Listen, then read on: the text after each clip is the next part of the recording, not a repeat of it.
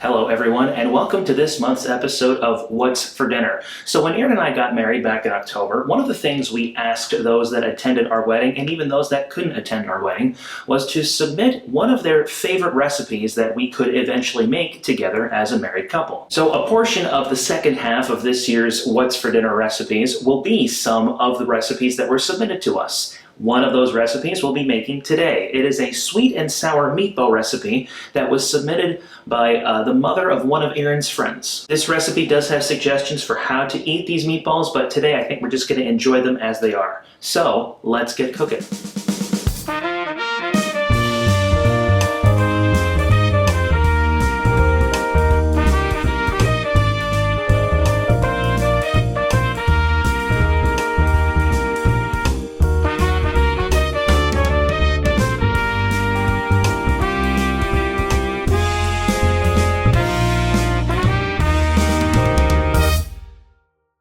Okay, so the first thing we're going to do is we're going to create the sauce. For that, you need 24 ounces of tomato sauce, a teaspoon of lemon juice, and 1 cup of brown sugar. Now this container is 29 ounces, so I'm just going to kind of ballpark it here.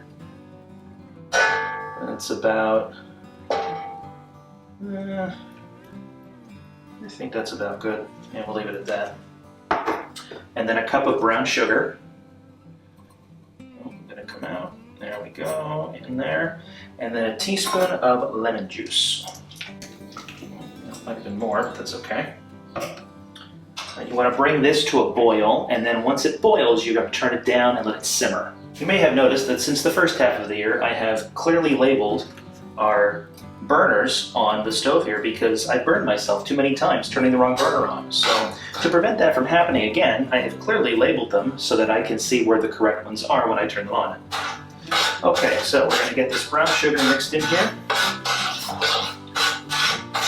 Just for the record, I used dark brown sugar. The recipe does not say whether to use light or dark brown. I just had more dark brown sugar, so that's what I ended up using. Okay, once all the brown sugar and lemon juice is nicely incorporated with a nice dark red, almost burgundy maroon shade of sauce here, we're going to now put the meat together. Okay, so now that the sauce is starting to boil, we'll let that alone. Now we're going to put the meat together. So you need 1 pound of ground beef. We're going to put that into this bowl. Going to get my lid for my sauce here. We don't want anything splattering all over my nice clean stove. Okay, so we have 1 pound of ground beef here. The next thing we're going to add is 1 egg.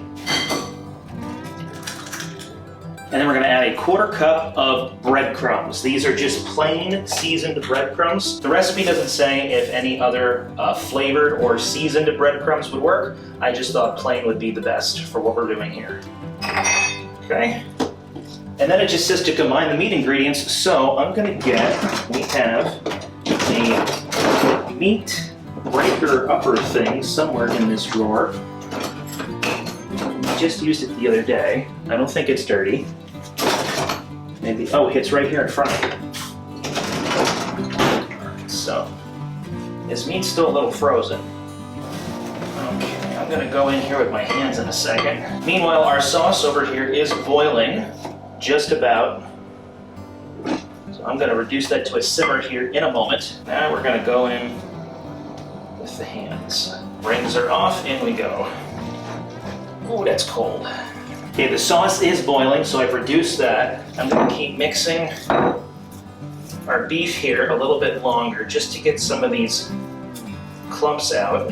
And then what we're going to do is we're going to take a small amount of the meat and just roll it into a ball. We're going to place the ball then inside of the pan here with the sauce, put the lid on, and then we're going to let it simmer for an hour, stirring on occasion throughout the hour. It does not say how many meatballs something like this yields, but given that we have a pound of meat here, and the recipe says to use smaller bits of meat when making these, probably going to make quite a few. Okay. I feel like this is just about done. What do you think, 1 giant meatball? Maybe we should just do that instead. Nah, we'll make it as the recipe says. Okay, so with the sauce a simmer, and it actually looks and is feeling quite warm. It actually looks really nice too. It's a nice deep red color. So what we're gonna do now is we're just gonna form this meat into the meatballs, place it around the edge of the pan here, put the lid back on, set a timer for an hour and let them cook.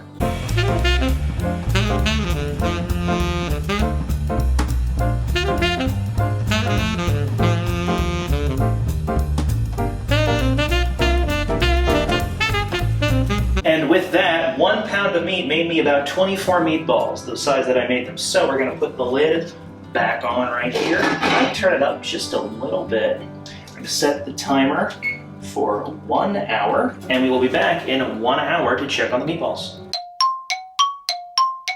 And with that, it has been an hour. These are smelling very good. They're quite bubbly too, so I'm gonna turn them down just a little bit. I did end up turning them up about halfway through just to make sure that the meatballs did get cooked all the way through.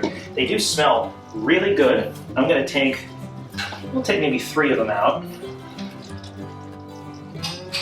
I definitely want this sauce. I don't know why, but whenever I have meatballs at functions around here, people give you like slotted spoons and all the sauce drains out, but I want the sauce. Those are like some pretty good meatballs. Now the recipe says you can serve this with couscous and roasted asparagus. I just am gonna have them like this. So, okay, here we go. Oh, it's hot.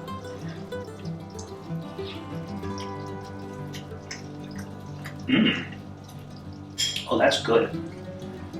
That is definitely a fresh meatball. Doesn't taste store-bought. It actually breaks apart too.